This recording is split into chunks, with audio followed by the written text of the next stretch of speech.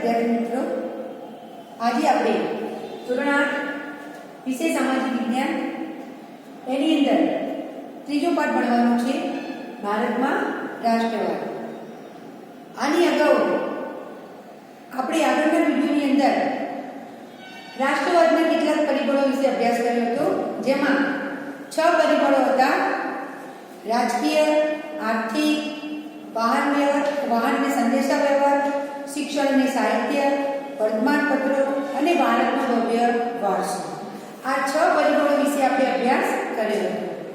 હવે આપણે આગળના વિડીયોની એટલે કે આ ટોપિકની અંદર આપણે હિન્દી રાષ્ટ્રીય મહાસભાની સ્થાપના વિશે અભ્યાસ કરવાનો છે. તો હિન્દી રાષ્ટ્રીય મહાસભાની સ્થાપના કઈ જગ્યાએ થઈ અને કેવી રીતે થઈ? તો હિન્દી રાષ્ટ્રીય મહાસભાની સ્થાપનામાં કેટલાક પરિબળોએ મહત્વનો ફાળો આપ્યો હતો, એટલે કે ભાગ ભજવ્યો હતો. જેમાં મુખ્ય કેટલીક સંસ્થાઓ હતી, જેમ કે બંગાળ બ્રિટિશ ઇન્ડિયન સોસાયટી કોલકાતાની અંદર આવેલી છે, મદ્રાસ નેટિવ સભા એ પણ ચેન્નઈ મદ્રાસ તરીકે નામ જોડાય, તમે એને મદ્રાસ તરીકે પણ લખી શકો અને ચેન્નઈ તરીકે પણ એને આપણે કહી શકીએ છીએ. ત્યાં પણ સભા ભરાઈ હતી. ઇન્ડિયન એસોસિએશન કોલકાતાની અંદર, બોમ્બે એસોસિએશન એટલે કે મુંબઈની અંદર અને સાર્વજનિક સભા પૂનાની અંદર ભરાઈ હતી. તો એ વખતે આ સ્થાપનાના સૌપ્રથમ આપણે જોઈએ તો AOU, જેમનું આખું નામ છે સર એલન ઓક્ટેવિયન યુ. આ એક ગવર્નર હોય છે, અંગ્રેજ ગવર્નર. તો સર એલન ઓક્ટેવિયન યુ જે પોતે નિવૃત્ત હોય છે, એટલે કે રિટાયર્ડ હોય છે. આ રિટાયર્ડ અંગ્રેજ અધિકારીને ખાતરી થઈ ચૂકી હતી કે બ્રિટિશ સામ્રાજ્ય ઉપરથી દેખાય તેટલું સલામત નથી. કારણ કે આપણે અગાઉના વિડીયોની જે પરિબળો ભણ્યા એ પરિબળોના આધારે આપણને સમજાય છે કે અંગ્રેજોનું આપણા પ્રત્યેનું વર્તન કેટલું ખરાબ હતું અને વર્તનના જ કારણે દિવસે દિવસે લોકોની અંદર અંગ્રેજો પ્રત્યેનો આક્રોશ વધતો જાય છે. એટલે કે એ જો જાણી ચૂક્યા હોય છે કે આપણે જેટલું સમજીએ એટલું ભારતની અંદર રહેવું એમ કે સહેલું નથી. તેઓ માનતા હતા કે જનતામાં ફેલાયેલો આક્રોશ એટલે કે અસંતોષને ઘટાડવામાં નહીં આવે તો 1857ના સ્વતંત્ર સંગ્રામ જેવી ઘટના ફરીથી બની શકશે. તો આપણે પણ 1857ની અંદર જે ઘટના બની હતી એ ઘટના એમની ફરી પણ બની શકે છે. તો આ જન આક્રોશને રોકવા માટે તેમણે બંધારણીય સ્થાપનાનું સંસ્થા સ્થાપવાનું વિચાર કર્યો. એટલે કે એ વખતે અંગ્રેજો આપણા દેશની અંદર રાજ કરતા હતા, એટલે કે બંધારણના નિયમો એમના પ્રમાણે ચાલતા હતા. પરંતુ એમને એવું લાગ્યું કે આ જન આક્રોશને રોકવા માટે આપણે બંધારણીય સંસ્થા સ્થાપીએ તો ભારતની અંદર થોડો ઘણો જન આક્રોશ એમ તો ઓછો થઈ શકે છે. તો એટલા માટે એમને બંધારણીય સંસ્થા સ્થાપવાનો વિચાર કર્યો.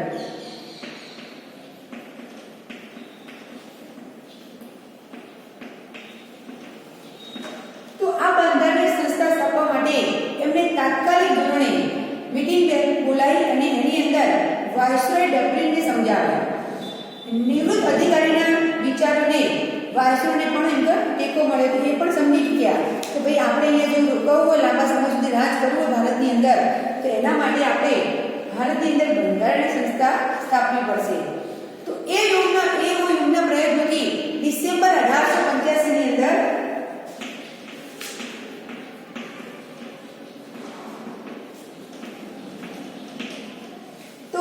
ડિસેમ્બર 1885માં મહાસભાની સ્થાપના કરવામાં આવી અને મુંબઈની ગોકુળદાસ તેજપાલ સંસ્કૃત પાઠશાળાની અંદર 28મી ડિસેમ્બર 1885ના રોજ યોગેશચંદ્ર બેનર્જીના પ્રમુખ પદે તેનું પ્રથમ અધિવેશન બોલાવવામાં આવ્યું હતું. તો ડિસેમ્બર 1885ની અંદર 28 ડિસેમ્બર 1885ના રોજ આપણે મુંબઈની અંદર ગોકુળદાસ તેજપાલ સંસ્કૃત પાઠશાળા આપણે સ્થાપી હતી અને ત્યાં એ પાઠશાળાના પ્રથમ અધિવેશનની અંદર આપણે પ્રમુખ પદે યોગેશચંદ્ર બેનર્જીને નિયુક્ત કર્યા હતા. તેમાં ભારતના જુદા જુદા પ્રદેશોમાંથી 72 પ્રતિનિધિઓ હાજરી આપી હતી. જ્યારે આપણે મહાસભાની સ્થાપના કરી હતી એ વખતે પહેલા અધિવેશનની અંદર 72 નેતાઓ મળ્યા હતા, એટલે કે 72 પ્રતિનિધિઓ હાજર રહ્યા હતા જુદા જુદા પ્રદેશોમાંથી. તેમાં દાદાભાઈ નવરોજી, ગોપાલકૃષ્ણ ગોખલે, ફિરોઝ શાહ મહેતા, કેટી તેલંગ, દિનસા વાસા વગેરે મુખ્ય આગેવાનો હતા અને દેશની અનેક સમસ્યાઓ પર એમણે ચર્ચા વિચારણા પણ કરી હતી. તો એ નિર્ણય પ્રયોગ નથી બંધારણ સંસ્થા સ્થાપવાનો વિચાર કરવામાં આવ્યો અને એમને 28 ડિસેમ્બર 1885 ના રોજ મુંબઈની અંદર ગોકુળદાસ સ્ટેજ પર સંસ્કૃત પાઠશાળાની અંદર એમને આ બંધારણ સંસ્થા સ્થાપવાનો વિચાર કર્યો અને ત્યાં પ્રથમ અધિવેશનની અંદર 72 પ્રતિનિધિઓ પણ હાજર હતા. જ્યારે બીજું અધિવેશન કોલકાતાની અંદર ભરાયું હતું અને એના પ્રમુખ હતા દાદાભાઈ નવરોજી.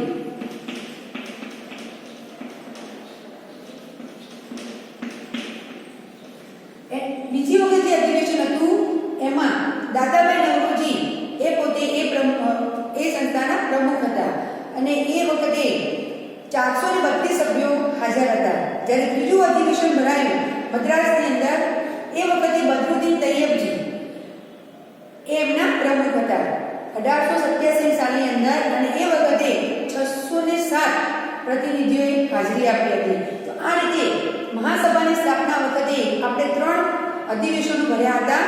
તો પહેલા અધિવેશનની અંદર 72 સભ્યો હાજર હતા, બીજાની અંદર 432 સભ્યો હાજર હતા અને ત્રીજાની અંદર 607 સભ્યો હાજર હતા. તો અને પ્રમુખ પદે જોઈએ તો પ્રથમમાં હતા યોગેશચંદ્ર બેનર્જી, બીજા અધિવેશનમાં દાદાભાઈ નવરોજી અને ત્રીજા અધિવેશનની અંદર બદરુદ્દીન તૈયબજી આ સંસ્થાના પ્રમુખ રહી ચૂક્યા હતા. હવે આપણે આગળ ટોપિક જોઈએ.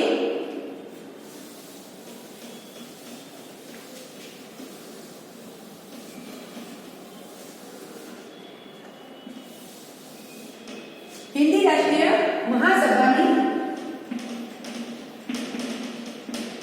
પ્રથમ તબક્કાની કામગીરી.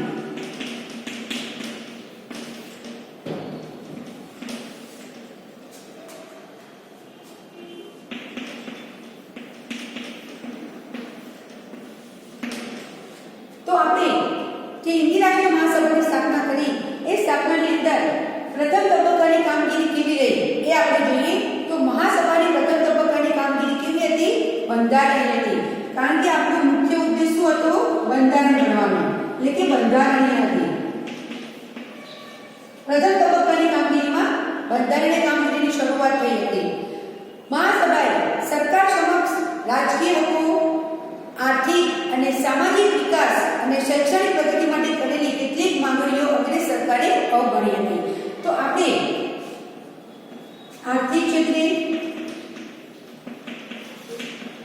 સામાજિક અને શૈક્ષણિક અંગ્રેજો સામે આપણે જ્યારે પ્રથમ તબક્કાની કામગીરીની શરૂઆત કરી એ પછી આપણે આર્થિક, સામાજિક અને શૈક્ષણિક દ્રષ્ટિએ આપણી કેટલીક માંગણીઓ અંગ્રેજ સરકાર સામે રજૂ કરી હતી. પણ અંગ્રેજ સરકારે આપણી આ માંગણીઓને શું કર્યો? અવગણના કરી, એટલે કે અસ્વીકાર કર્યો. આ માંગણીઓને ભવિષ્યની લડત માટે મજબૂત પાયો નાખ્યો હતો. જો આપણે અંગ્રેજ સામે લડાઈ લડવી હોય તો એનામાં એક કારણ હોવું જોઈએ અને આપણા પાસે મુખ્ય કારણ હતું આપણી માંગણીઓ. આ માંગણીઓનો અસ્વીકાર આપણા માટે લડતનો મુખ્ય પાયો હતો. તો એટલા માટે આપણે એને મજબૂત બનાવી અને અંગ્રેજો સામે લડતની શરૂઆત કરી હતી. સરકારી નોકરીઓમાં હિન્દુઓને વધારે પ્રમાણમાં લેવા, લશ્કરી અને મુલકી ખાતાઓમાં થતો ખર્ચ ઘટાડવો, ખેડૂતોને દેવામાં રાહત આપવી, ગૃહ ઉદ્યોગોને સજીવન કરવા વગેરે આપણી માંગણીઓ કરવામાં આવી હતી. તો સરકારી નોકરીઓ,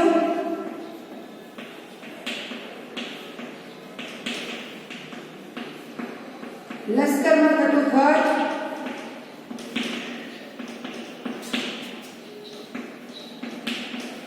મુલકી ખાતાઓ અને ગૃહ ઉદ્યોગો. તો આપણે એમની સામે કેટલીક ફરી માંગણીઓ કરી અને ખેડૂતોને દેવામાં રાહત.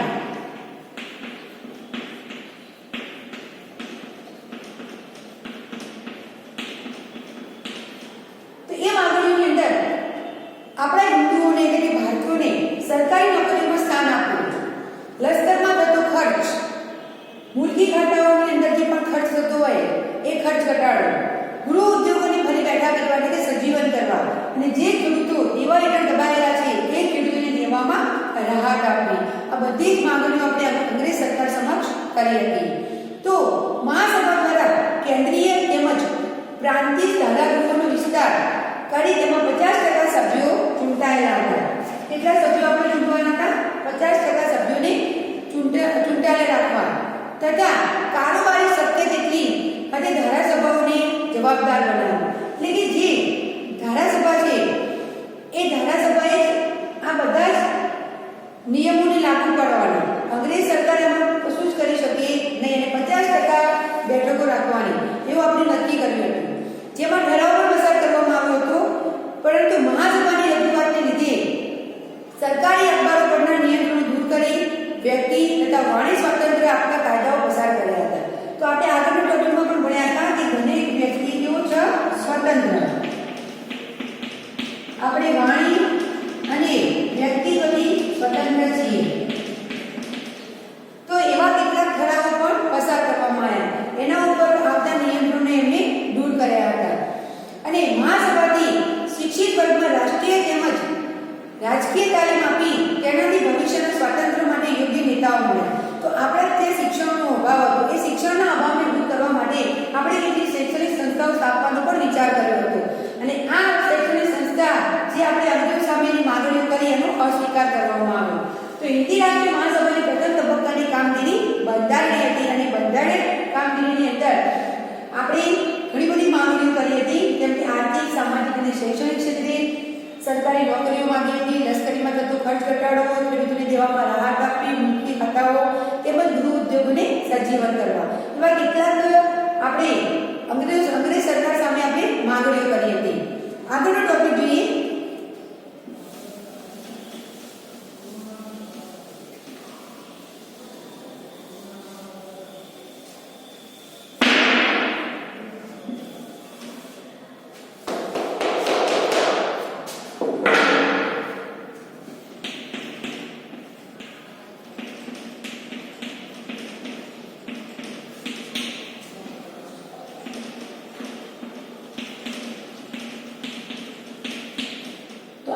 આગળનો ટોપિક છે ભાગલા પાડો અને રાજ કરો, જેને આપણે અંગ્રેજીમાં કહીશું ડિવાઇડ એન્ડ રૂલ.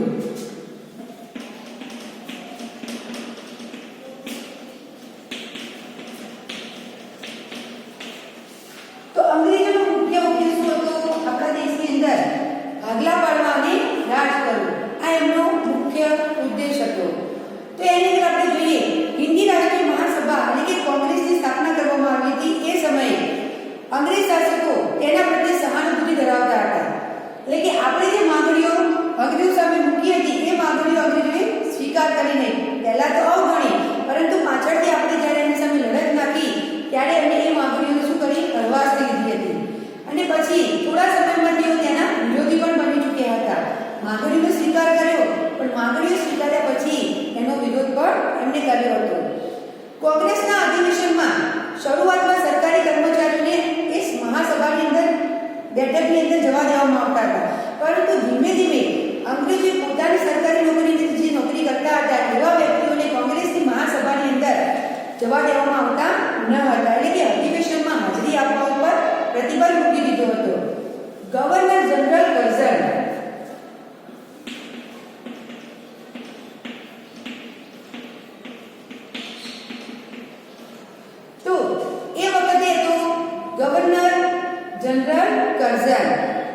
એની રાષ્ટ્રીય વિરોધી કેટલાક પગલાં ભર્યા અને ભારતમાં લોકમતની અવગણના કરી હતી. તેને ભાગલા પાડો અને રાજ કરવાની નીતિ અપનાવી અને એની અંદર એમને બંગાળનું 1905માં વાયસરોય કર્ઝને વિભાજન કર્યું. 1905ની સાલની અંદર બંગાળનું વિભાજન કરવામાં આવ્યું. તો આપણે આગળનો ટોપિક જે ભણ્યા હિન્દી રાષ્ટ્રીય મહાસભાની પ્રથમ તબક્કાની કામગીરી, એ વખતે અંગ્રેજોએ દરેકના અધિવેશનની અંદર હાજરી આપવા માટે છુટ્ટી આપી હતી, પરંતુ જ્યારે એનો વિરોધ કરવામાં આવ્યો થોડા સમય પછી, એટલે એમને એ અધિવેશનમાં હાજરી આપવા પર પ્રતિબંધ મૂકી દીધો. એટલે કે જે અંગ્રેજોના સરકારી ખાતામાં નોકરી કરતા હતા એ દરેક આ અધિવેશનમાં જઈ શકે નહીં. એ પછી એમને નક્કી કરી દીધું કે બંગાળના ભાગલા પાડી દેવામાં આવશે અને ગવર્નર જનરલ કર્જને 1905 ની અંદર બંગાળનું વિભાજન કરી દીધું. આગળ ટોપિક જોઈએ બંગાળના ભાગલા.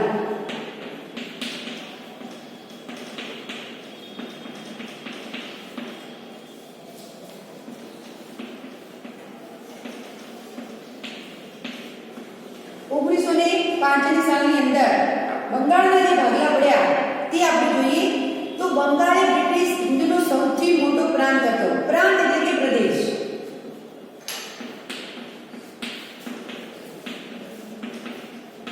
એ વખતે ભારતનો સૌથી મોટો પ્રદેશ હતો બંગાળ અને તેમાં બિહાર અને ઓડિશાના કેટલાક પ્રદેશોનો પણ સમાવેશ થતો હતો.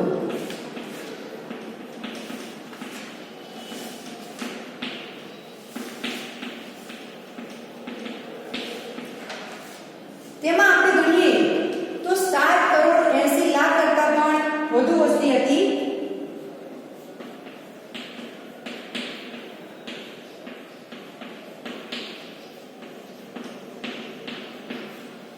એકલા બંગાળની અંદર ગણીએ તો 7 કરોડ 80 લાખ કરતા પણ વધુ વસ્તી હતી અને એની અંદર બિહાર અને ઓડિશાના કેટલાક પ્રદેશોનો પણ સમાવેશ થતો હતો. આટલા મોટા પ્રાંતનો વહીવટ કરવો શક્ય નથી. એટલા માટે તેનું વિભાજન કરવું જરૂરી હતું. આમ છતાં પ્રાંતમાંથી બિહાર અને ઓડિશાને અલગ ના કરે, પરંતુ મુસ્લિમ બહુમતીવાળા પૂર્વ બંગાળને અલગ કરવામાં આવ્યા. આ પૂર્વ બંગાળની અંદર સૌથી વધારે મુસ્લિમો હતા, એટલે કે મુસલમાનો હતા. એમને બિહાર અને ઓડિશાને અલગ ના કર્યા, પરંતુ પૂર્વ બંગાળની અંદર જે સૌથી વધારે મુસ્લિમ બહુમતીવાળો પ્રદેશ હતો એ મુસ્લિમ બહુમતીવાળા પ્રદેશને એમને અલગ કરી દીધો અને જેના કારણે બંગાળ એ તમે સૌથી વધુ જાગૃત પ્રાંત હતો, એટલે કે શિક્ષિત પ્રાંત હતો.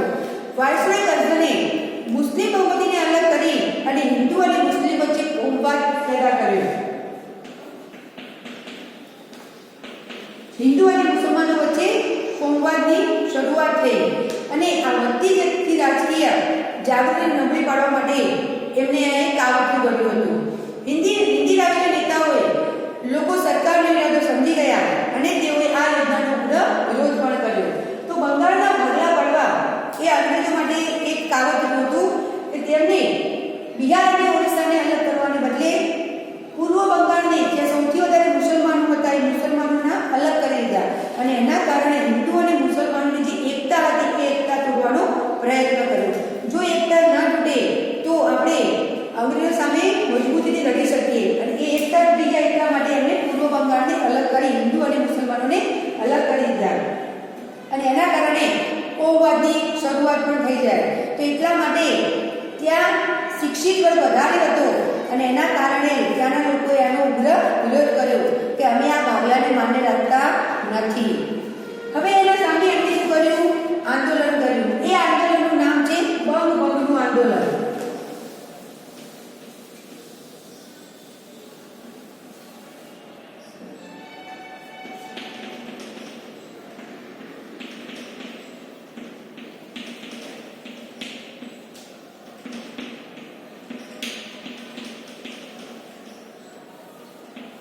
તો અંગ્રેજો સામે જે બંગાળના ભાગલાનો વિરોધ કર્યો એ વિરોધ પ્રદર્શનની અંદર જે આંદોલન હતું એ આંદોલનનું નામ છે બંગભંગનું આંદોલન. તો બંગાળની એકતાને તોડનારા આ ભાગલાનો વિરોધ કરવા બંગાળમાં જાહેર સભાઓ અને સરકારી કાર્યક્રમો થયા હતા. ત્યાં લોકોએ જાહેર સભાઓ કરી અને સરકારી કાર્યક્રમો કર્યા.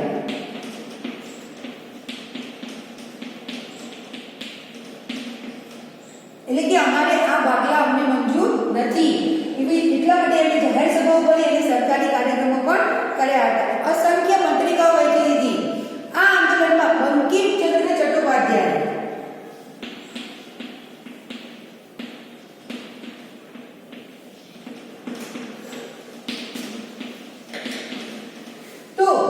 બંકિમચંદ્ર ચટ્ટોપાધ્યાય જેમનું આનંદ મઠ નામની નવલકથા છે.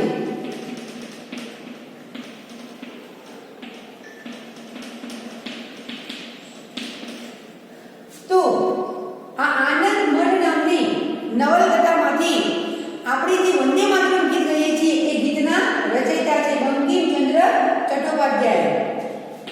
વંદે માતરમ ગીત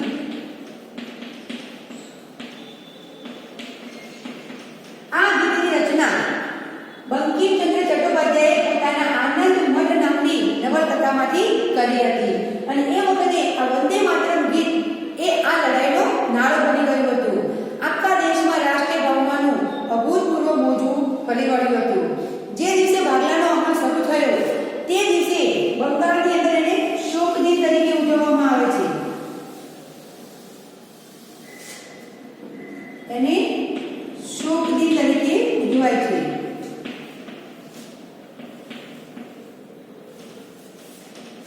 તો જે દિવસે આ ભાગલાનો અમલ શરૂ થયો હતો એ દિવસને આપણે શોક દિન તરીકે ઉજવીએ છીએ.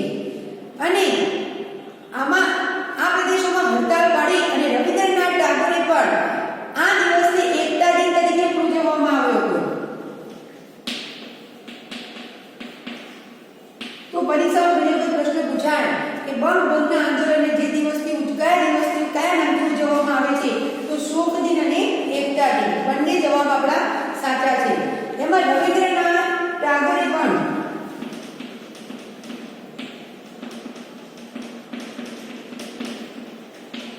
એમને પણ આપણું જનગણ મન ગીત લખ્યું છે.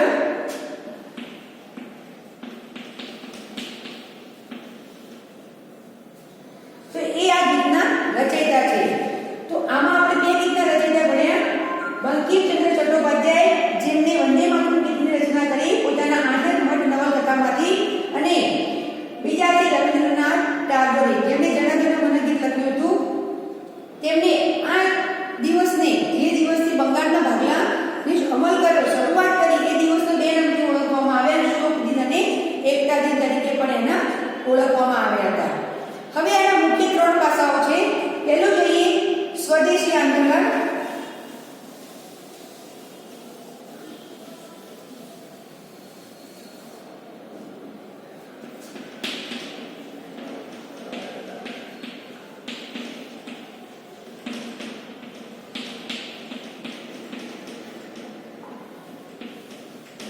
તો શું કહે છે?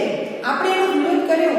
વિરોધ કર્યા પછી આપણે દરેક વસ્તુ સ્વદેશી વાપરવાની નક્કી કરી કે જો આપણે અંગ્રેજો સામે મજબૂત રીતે લડાઈ લડવી હશે તો અંગ્રેજોની દરેક વસ્તુનો આપણે બહિષ્કાર કરવો પડશે અને આપણે આપણા દેશમાં બનતી વસ્તુઓને અપનાવવી પડશે, એટલે કે સ્વદેશી વસ્તુઓ અપનાવવાની. તો બંગભંગની લડતને ઉગ્ર અને વ્યાપક બનાવવાનું નક્કી થઈ ગયું. એમાં મુખ્ય ત્રણ લક્ષણો: માલનો વેપાર કરવો, વિદેશી માલનો બહિષ્કાર કરવો અને રાષ્ટ્રીય શિક્ષણ લેવું. તો પહેલું જોઈએ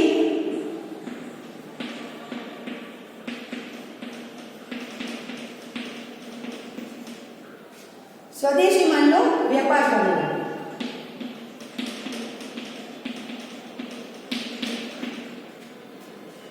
બીજું છે જે આપણે પરદેશી વસ્તુ મંગાવતા હતા એટલે કે વિદેશી માલનો બહિષ્કાર.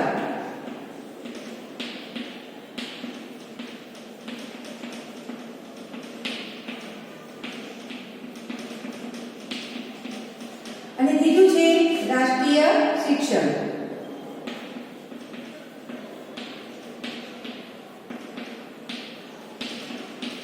જો આપણે ત્રણ વસ્તુ અપનાવીએ તો જ આપણે આંદોલન સામે લડત લડી શકીએ મજબૂત બનીને. તો સ્વદેશી માલ જ વાપરવાનો, વિદેશનો જે માલ હોય ભક્કમ માલનો બહિષ્કાર કરવાનો એટલે કે ત્યાગ કરવાનો, અને રાષ્ટ્રીય શિક્ષણ મેળવવાનું. આપણે આપણા દેશનું શિક્ષણ મેળવવાનું. અંગ્રેજોની શાળામાં જે શિક્ષણ ચાલતું હતું એ શિક્ષણનો આપણે બહિષ્કાર કરી દીધો. તો આ ઉદ્દેશોને હાંસલ કરવા બંગાળના લોકોએ લડતને કેવી બનાવી? વ્યાપક, વધુ પ્રમાણમાં લડતને ઉગ્ર બનાવી અને એક આખી સમિતિની રચના કરવામાં આવી. તેમાં સુરેન્દ્રનાથ બેનર્જી, બંકિમચંદ્ર પાલ અને અરવિંદ ઘોષ જેવા કોંગ્રેસના આગળ પડતા નેતાઓએ એમાં ભાગ લીધો હતો. વિદેશી કાપડ અને અન્ય ચીજ વસ્તુઓનો બહિષ્કાર કરી સ્વદેશી માલ વાપરવા લોકોને આગ્રહ કરવામાં આવ્યો કે જો આપણે આપણા દેશમાં જ બનતી વસ્તુ વાપરવી જોઈએ, વિદેશની વસ્તુનો આપણે બહિષ્કાર કરી દઈએ, એટલે કે ત્યાગ કરી દઈએ. એમને સ્વદેશી માલના ફાયદા પણ લોકોને સમજાવ્યા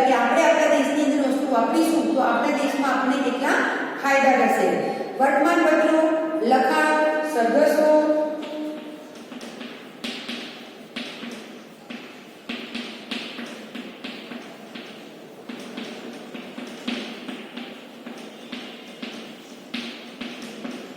અને આવા કેટલાક એમણે કાર્યક્રમો પણ કર્યા હતા. અને જાહેર સભાઓ, લોકગીતો દ્વારા સ્વદેશી પ્રચાર કરવામાં આવ્યો. લોકોને સમજાવવામાં આવ્યું કે સ્વદેશી વસ્તુ વાપરવાથી આપણા દેશની અંદર કેટલા ફાયદા થાય છે.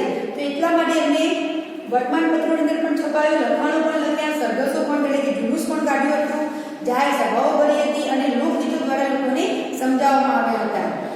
અને એ વખતે ઇંગ્લેન્ડની આયાત હતી કેટલીક વસ્તુઓ હતી, જેમ કે કાપડ, મીઠું, ખાંડ, બૂટ, સિગારેટ, તમાકુ વગેરેની આયાતો ઘટી ગઈ હતી. આપણે વિદેશથી કઈ કઈ વસ્તુ મંગાવતા હતા?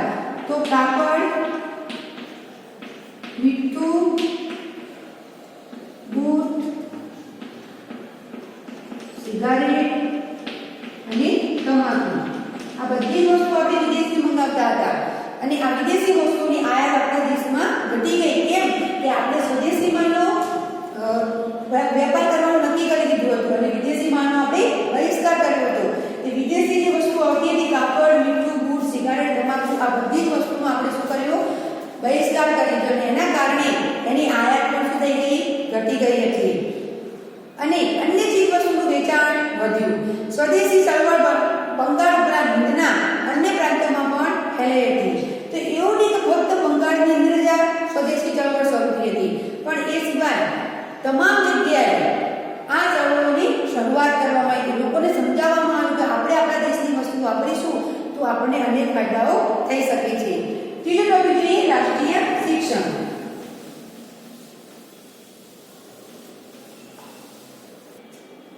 આગળનો ટોપિક છે રાષ્ટ્રીય શિક્ષણ. સ્વદેશી અને બહિષ્કાર સાથે સંકળાયેલું 1905નું વામપંથનું આંદોલનમાં ત્રીજું લક્ષણ છે રાષ્ટ્રીય શિક્ષણ હતું. પહેલા આપણે અંગ્રેજોની સ્કૂલોની અંદર બાળકો અભ્યાસ કરતા હતા, તો ઘણી વખત એમને સ્કૂલમાંથી કમી કરવાની ધમકીઓ પણ આપવામાં આવતી હતી. એટલા માટે આપણે આપણા દેશની કેટલીક શાળા અને કોલેજોની સ્થાપના કરી હતી. તો અને નક્કી કર્યું કે આપણે આપણા દેશનું જ રાષ્ટ્રીય શિક્ષણ મેળવવાનું હતું. તો બાળમંદિર ચળવળમાં વિદ્યાર્થીઓ પણ ખૂબ જ આગળ પડતો ભાગ લીધો હતો. અને એટલા માટે વિદ્યાર્થીઓને સામૂહિક દંડ પણ કરવામાં આવતો હતો અને કમી એટલે કે સ્કૂલમાંથી કાઢી મૂકવા સુધીની પણ એમને ધમકીઓ આપવામાં આવતી હતી. એટલા માટે તેમાંથી શાળા અને કોલેજોમાંથી કેટલીક વૈકલ્પિક તરીકે આપણે શાળાઓ પસંદ કરી અને એની અંદર 1907માં 25 માધ્યમિક શાળાઓ આપણે એમનું શિક્ષણ ન મેળવવું પડે એટલા માટે આપણી રાષ્ટ્રીય કેટલીક શાળાઓ ખોલી હતી. તો 1907ની અંદર આપણે સૌપ્રથમ માધ્યમિક શાળાઓ શરૂ કરી. તો 25 રાષ્ટ્રીય માધ્યમિક શાળાઓ શરૂ કરી.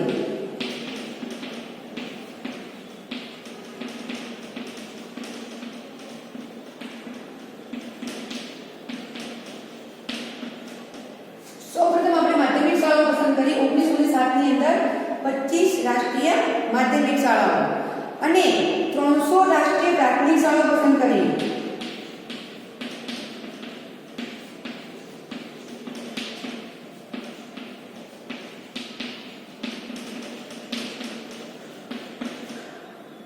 જેટલી આપણે પ્રાથમિક શાળાઓ સ્થાપી હતી. અને રવિન્દ્રનાથ ટાગોરે પણ 1901ની સાલની અંદર 1901માં રવિન્દ્રનાથ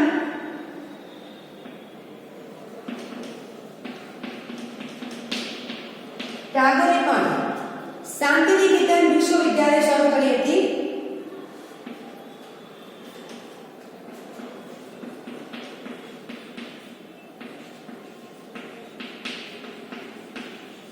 તો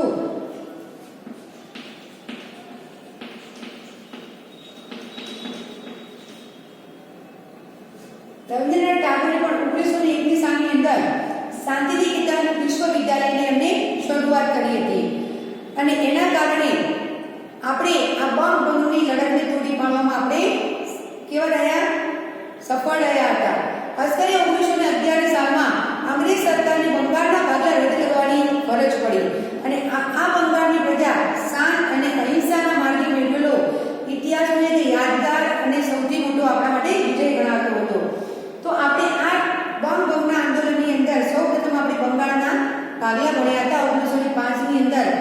લોર્ડ વાઇસરોય કર્ઝન એટલે કે ગવર્નર કર્ઝને બંગાળના ભાગલા પડ્યા હતા એના આધારે બંગભંગનું આંદોલનની શરૂઆત થઈ અને બંગભંગના આંદોલનની અંદર આપણે 3 મુદ્દાઓ ભણ્યા હતા જેમ કે સ્વદેશી માલનો વ્યાપાર કરવો, વિદેશી માલનો બહિષ્કાર કરવો અને રાષ્ટ્રીય શિક્ષણ મેળવવું. તો રાષ્ટ્રીય શિક્ષણની અંદર પણ આપણે ભણ્યા કે આપણા વિદ્યાર્થીઓને ઘણી વખત સ્કૂલમાંથી બહાર કાઢી દેવામાં આવતા એટલે કે કમી કરવામાં આવતા એટલા માટે આપણા કેટલાક નેતાઓએ 1907માં 25 રાષ્ટ્રીય માધ્યમિક શાળાઓ અને 300 રાષ્ટ્રીય પ્રાથમિક શાળાઓની શરૂઆત કરી અને 1901માં રવિન્દ્રનાથ ટાગોરે પણ શાંતિનિકેતન વિશ્વ ભારતી વિદ્યાલયની એમણે શરૂઆત કરી હતી. તો આપણે આ વિડિયોની અંદર મોસ્ટ ટાઈપના ક્વેશ્ચન ભણ્યા છે કે પરીક્ષાની અંદર આ પ્રશ્ન વારંવાર પૂછાતો હોય છે બંગાળના ભાગલા વિશેનો. તો દરેકે આ પ્રશ્નો પર વધારે ધ્યાન આપવું. હવે આના પછીનો ટોપિક આપણે નેક્સ્ટ વિડિયોની અંદર અભ્યાસ કરીશું. Thank you.